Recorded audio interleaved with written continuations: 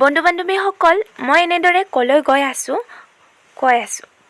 সেইদিনা আছিলে 12 তাৰিখ আৰু মই গৈছিলোঁ গুৱাহাটী 9 মাইল CRPF কেম্পত কাৰণ 13 তাৰিখে মোৰ ৰানিং আছিলে SSC GD ফিজিকেল আছিলে তাত গৈ ৰুম এটা ল'লোঁ এনেদৰে ৰুমত 5জনী ছোৱালী আছিলোঁ আমি এটা ৰুমত আৰু বাকী ওচৰ পাজৰৰ ৰুমবিলাকতো ছোৱালী আছিলে আমাৰ ৰুম ভাড়া লৈছে মোৰ লৈছে আচলতে 300 টকা কিছুমান ঠাইত বোলে 200কৈ লৈছে কিছুমানক বোলে 400কৈ লৈছে ক'ব নোৱাৰোঁ মোৰ লৈছিলে 300 টকা তাৰ পাছত এনেদৰে তাত গৈ পিনে অলপ টাইম জিৰাই কিবা এটা খাই ল'বলৈ বাহিৰলৈ গ'লোঁ তাৰ পৰা আকৌ আহিলোঁ মানে বহুত ভাগৰ লাগিলে শুই থাকিলোঁ তাৰ পাছত ৰাতি আমাক ৰুমতে ভাত বনাই দিম কৈছিল কিন্তু কৈছে কি অসুখ হ'ল এতিয়া ভাত বনাব নোৱাৰে ৰাতি আকৌ তেনেদৰে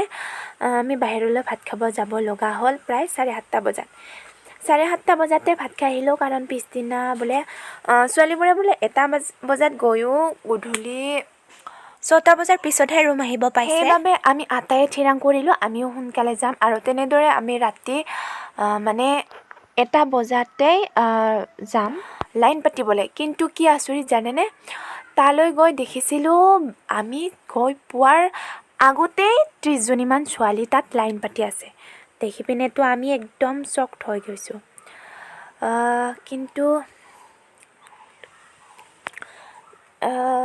আৰু পলম নকৰি আমি লাইন হ'লোঁ আৰু এটা লাইনত আমাক 50 জনীকৈ ছোৱালী থাকিবলৈ ক'লে আমি 50 জনীকৈ ছোৱালী এটা লাইনত তেনেকৈ বহি 4টা বজাৰ আগে আমাক কেম্পটোৰ গেট খুলি দিলে আমি ভিতৰলৈ গ'লোঁ ভিতৰত গৈ তাতে আমাক কিবা ফৰ্ম এখন দিছিলে ফিলআপ কৰিবলৈ সেইখন ফিলআপ কৰি আমাক ৰানিঙৰ বাবে সাজু কৰোৱালে কিছুমান ৱাৰ্ম আপ কৰিব দি পিনে সাজু কৰোৱালে তাৰপাছত আমাক ৰাস্তা এটালৈ লৈ গৈ সেই ৰাস্তাটোত এপাক মাৰিব দিছে পাহাৰ এলেকা অলপ আপ অলপ ডাউন ইমানো বেছি নহয় তথাপিও আমি যিহেতু ফিল্ডত ৰানিং কৰোঁ অলপমান কিবা বেলেগ লাগিছে আৰু অলপমান ইয়াতকৈ কঠিন পাইছোঁ ইমানো নহয় কিন্তু ইয়াৰ মাটিবোৰ যিহেতু কোমল সেইবাবে তাত অলপ কিবা লগাটো এইটো একো নাই বাৰু কিন্তু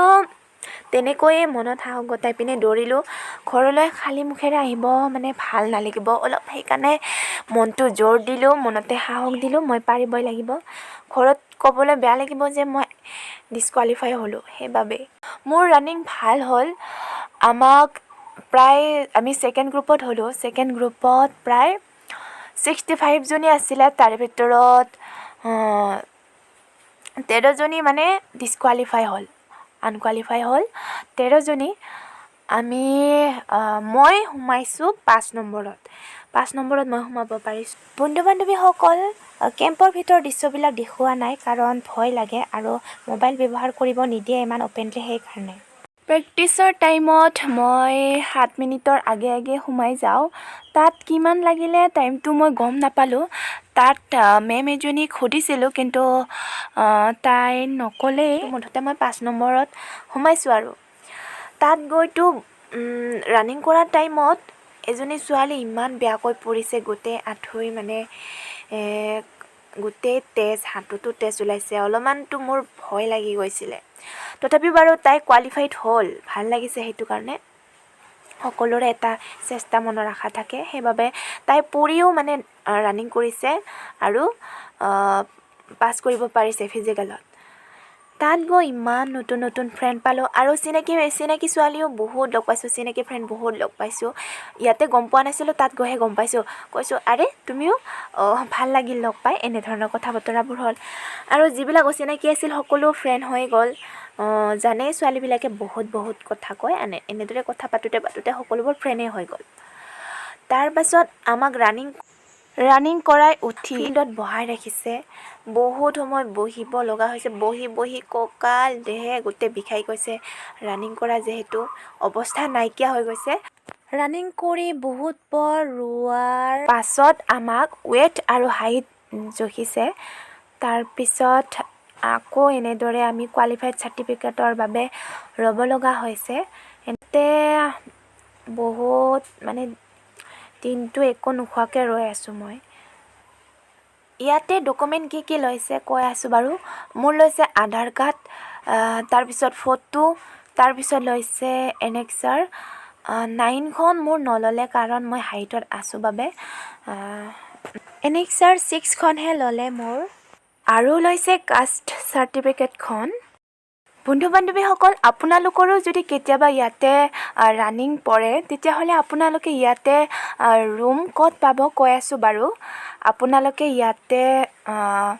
ইয়াতেতো মানে ওচৰত ইমান ওচৰত তেনেকুৱা ৰুম নাপাব, কিন্তু তাত আমি গৈছিলোঁ হস্তিনাপুৰ নামৰ ঠাই এখনিত। সেই ঠাইখনিত আমি ৰুম পাইছোঁ। বহুতে তাতে ৰুম দিয়ে, মানে তাত গ'লে গমেই পায় মানে। আৰু সেই কেম্পৰ সন্মুখতে কিছুমান ৰৈয়ে থাকে, সিহঁতে সোধে ৰুম লাগে নেকি, এনেধৰণে কথা বতৰা কৈ পিনে সিহঁতে ৰুম দেখাবলৈ লৈ যায়। আৰু ভাড়া কৈ আছোঁ, ভাড়া লয় কিছুমানে 300, কিছুমানে 200 আৰু কিছুমানে 400। মোৰ লৈছিলে 300কৈ। আৰু আমাৰ এইফালৰ যোৱা কিছুমান ছোৱালী বেলেগ ৰুমত থাকিছে, সিহঁতৰ বোলে লৈছে 400কৈ। আৰু কিছুমানে কৈছে আকৌ 200কৈহে লৈছে বোলে। সিহঁতে ৰুমৰ ভাড়াটো এনেদৰে লয়, মানে কি সুবিধা দিয়াৰ লগত কথা। কিছুমান বিচনা থাকে, কিছুমান বিচনা নাথাকে, এনেকৈ। আমাৰ ৰুমটো খুব ধুনীয়া আছিল, বিচনাও আছিল, ফেন আছিল, সকলো সুবিধাই আছিল। এনেদৰে বন্ধু বান্ধৱীসকল মোৰ সেইদিনাৰ যিটো নেকি অভিজ্ঞতা সেইখিনি আপোনালোকৰ আগত ক'লোঁ। বন্ধু বান্ধৱীসকল, আপোনালোকে ভিডিঅ'টোত প্লিজ লাইক, কমেণ্ট, শ্বেয়াৰ কৰিব। আৰু এতিয়া মই ভিডিঅ'টো সামৰোঁ। Bye bye. Bye bye.